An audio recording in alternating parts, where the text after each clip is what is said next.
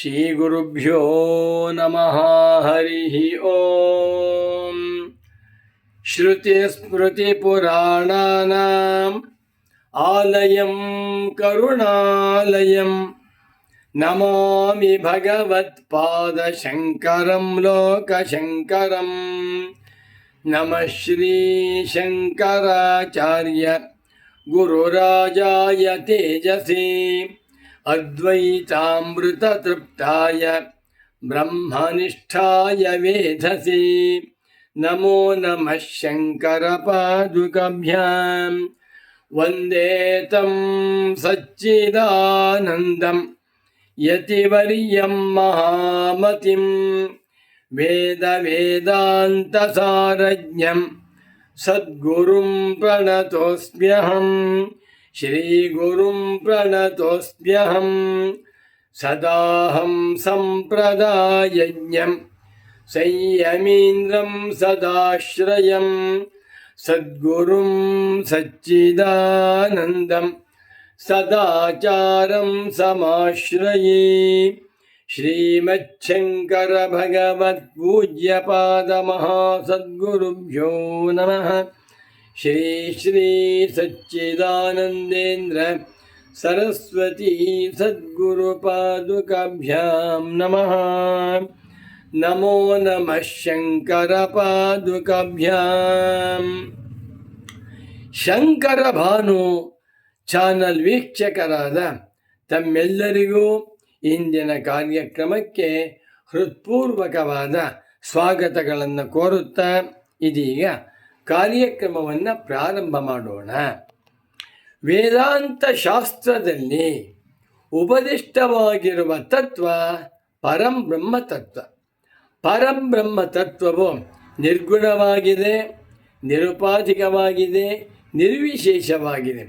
ಇಂಥ ಬ್ರಹ್ಮವನ್ನು ಯಾರು ತಾನೆಂದು ತಿಳಿದುಕೊಳ್ಳುತ್ತಾರೆಯೋ ಅವರಿಗೆ ಹೆಸರು ಬ್ರಹ್ಮವಿದಃ, ಬ್ರಹ್ಮಜ್ಞಾನಿನಃ.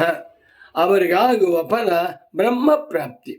ಬ್ರಹ್ಮಜ್ಞಾನದಿಂದ ಅಜ್ಞಾನವನ್ನು ಕಳಚಿಕೊಂಡು ಅಂಥವರು ಮುಕ್ತರಾಗುತ್ತಾರೆ ಎನ್ನುವಂಥದ್ದು ಶಾಂಕರ ಸಿದ್ಧಾಂತದ ಸಾರ. ಇಂಥ ಬ್ರಹ್ಮತತ್ವವನ್ನು ಅರ್ಥ ಮಾಡಿಕೊಳ್ಳಬೇಕಾದರೆ ಉಪನಿಷತ್ತುಗಳ ಸಂದೇಶಗಳನ್ನು ಶ್ರವಣ ಮಾಡಿ ಅರ್ಥ ಮಾಡಿಕೊಳ್ಳಬೇಕಾದರೆ ಅವರಿಗೆ ಬೇಕಾದದ್ದು ಸಾಧನ ಚತುಷ್ಟಯ ಸಂಪತ್ತು. ಅದರಲ್ಲಿ ಮುಖ್ಯವಾಗಿ ವಿವೇಕ ಮತ್ತು ವೈರಾಗ್ಯಗಳು ಬೇಕು. ಶಂಕರ ಭಗವತ್ ಪೂಜ್ಯ ಪಾದಾಚಾರ್ಯರು ತಮ್ಮ ಪ್ರಸ್ಥಾನತ್ರಯ ಭಾಷ್ಯ ಗ್ರಂಥಗಳಲ್ಲಿ ಆಯಾ ಸಂದರ್ಭವನ್ನು ನೋಡಿಕೊಂಡು ವಿವೇಕ, ವೈರಾಗ್ಯ, ಶಮಾಧಿಗಳು, ಮುಮುಕ್ಷುತ್ವ ಇವುಗಳ ಸ್ವರೂಪವನ್ನು ವಿಸ್ತಾರವಾಗಿ ತಿಳಿಸಿಕೊಟ್ಟಿದ್ದಾರೆ. ನಾನೀಗ ಕೇನೋಪನಿಷತ್ತಿನ ಅವತರಣಿಕ ಭಾಷ್ಯವಾಕ್ಯವನ್ನು ತೆಗೆದುಕೊಂಡು ಇದನ್ನು ತಿಳಿಸ್ತೇನೆ. ಕೇನೋಪನಿಷತ್ತು ಅತ್ಯಂತ ಪುಟ್ಟದಾದ ಉಪನಿಷತ್ತು, 6ಕ್ಕೆ ಖಂಡ, ಸಾಮವೇದಕ್ಕೆ ಸೇರಿರುವಂಥ ಉಪನಿಷತ್ತು. ಈ ಉಪನಿಷತ್ತಿನ ಪ್ರಾರಂಭದಲ್ಲಿ ಮಂತ್ರ ಬರುತ್ತೆ. ಕೇನೇಷಿತಂ ಪತತಿ ಪ್ರೇಷಿತಂ ಮನಃ ಕೇನ ಪ್ರಾಣಃ ಪ್ರಥಮ ಪ್ರೀತಿಯುಕ್ತಃ ಕೇನೇಷಿತಾಂ ವಾಚಮಿಮಾಂ ವದಂತಿ ಚಕ್ಷುಶ್ರೋತ್ರಂ ಕವುದೇವೋ ಯುನಕ್ತಿ. ಗುರುವೇ, ಯಾವನಿಂದ ಪ್ರೇರಿತವಾಗಿ ಮನಸ್ಸು ಕೆಲಸ ಮಾಡ್ತಾ ಇದೆ, ಯಾವನಿಂದ ಪ್ರೇರಿತವಾಗಿ ಕಣ್ಣು, ಕಿವಿ, ಮೂಗು ಮುಂತಾಗಿರುವ ಎಲ್ಲ ಇಂದ್ರಿಯಗಳು ಕೆಲಸ ಮಾಡ್ತಾ ಇವೆ ಅಂತ ಪ್ರಶ್ನೆ ಮಾಡ್ತಾನೆ.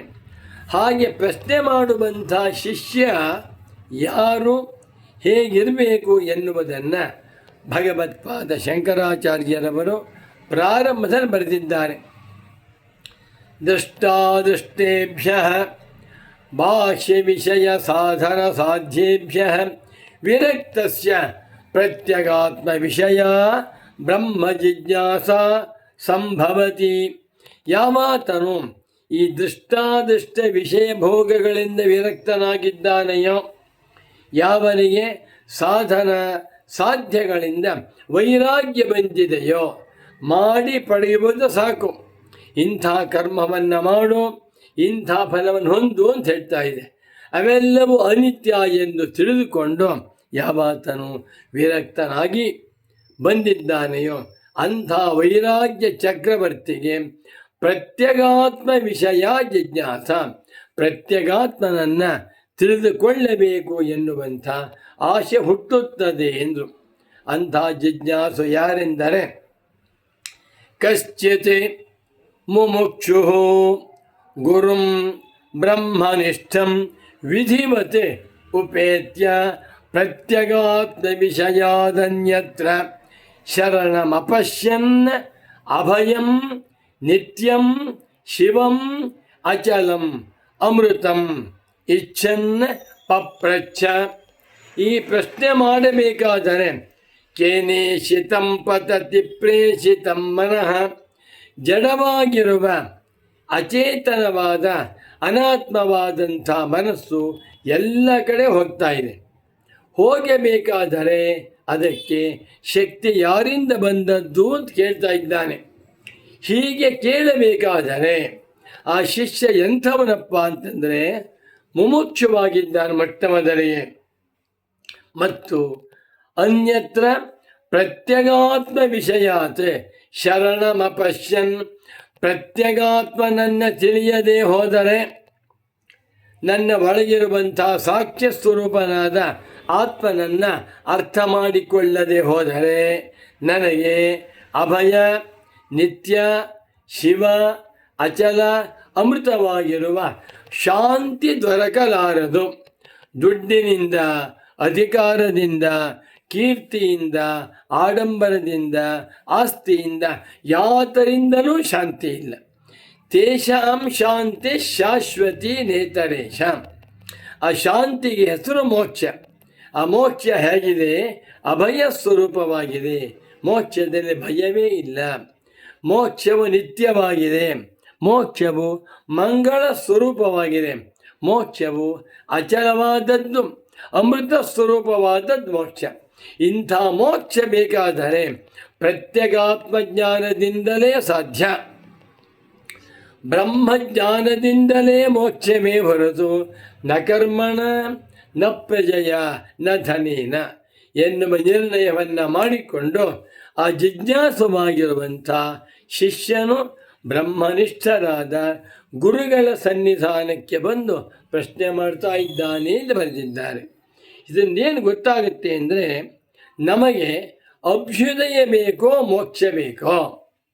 ಅಭ್ಯುದಯವೂ ಬೇಕು, ಮೋಕ್ಷವೂ ಬೇಕು ಎಂದರೆ ಅದು ಇಲ್ಲ, ಇದು ಇಲ್ಲ.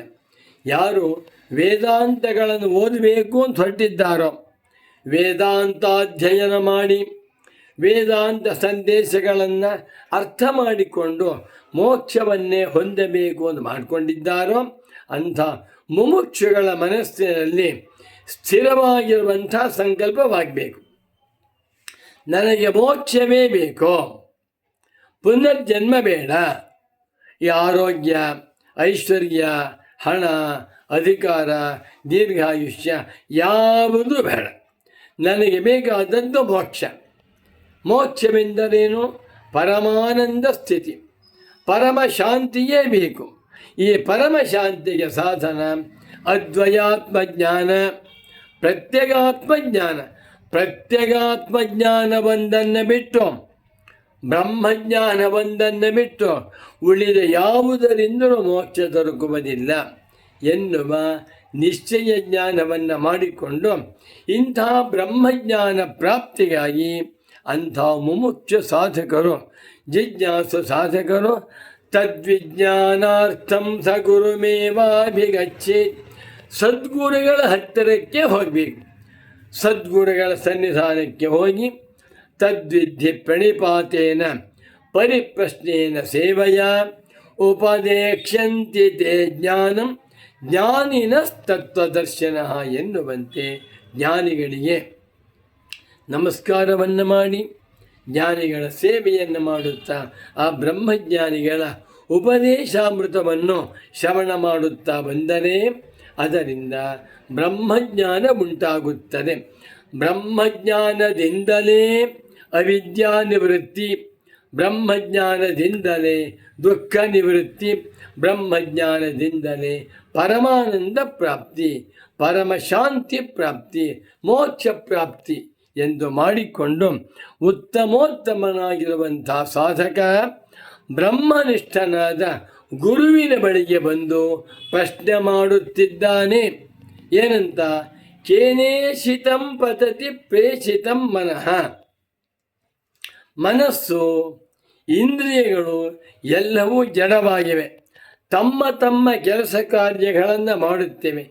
ಯಾರ ಸನ್ನಿಧಾನ ಮಾಡ್ತಾ ಇವೆ ಅಂತ ಪ್ರಶ್ನೆ ಮಾಡ್ತಾರೆ. ಆದ್ದರಿಂದ ಇಲ್ಲೇನು ತಿಳ್ಕೋಬೇಕು? ಮುಮುಕ್ಷ ಸಾಧಕರು ಮೊಟ್ಟ ಮೊದಲಿಗೆ ದೃಷ್ಟಾದಷ್ಟ ಭೋಗಗಳಿಂದ ವಿರಕ್ತರಾಗಿ ಸಾಧ್ಯ ಸಾಧನ ಮಾರ್ಗದಿಂದ ನಿರ್ವಿಣ್ಣರಾಗಿ ಬ್ರಹ್ಮಜ್ಞಾನವನ್ನೇ ಪಡೆದುಕೊಂಡು ಮುಕ್ತರಾಗಬೇಕು ಅಂತ ಹೇಳ್ತಾ ಇದ್ದಾರೆ. ನಾವುಗಳು ಕೂಡ ಅನಿತ್ಯವಾಗಿರುವ ಅಶಾಶ್ವತವಾದ ಕ್ಷುದ್ರ ಫಲಗಳಿಂದ ವಿರಕ್ತರಾಗಿ ವೇದಾಂತ ದರ್ಶನದಲ್ಲಿ ತಿಳಿಸಿರುವಂತೆ ಪ್ರತ್ಯೇಗಾತ್ಮನನ್ನು ಅರ್ಥ ಮಾಡಿಕೊಂಡು ಬ್ರಹ್ಮಜ್ಞಾನದಿಂದ ಅಮೃತತ್ವವನ್ನು ಹೊಂದಿ ಕೃತಾರ್ಥರಾಗೋಣ ಎಂದು ತಿಳಿಸುತ್ತಾ ಈ ಕಾರ್ಯಕ್ರಮವನ್ನು ಇಲ್ಲಿಗೆ ಸಂಪನ್ನಗೊಳಿಸುತ್ತಿದ್ದೇನೆ.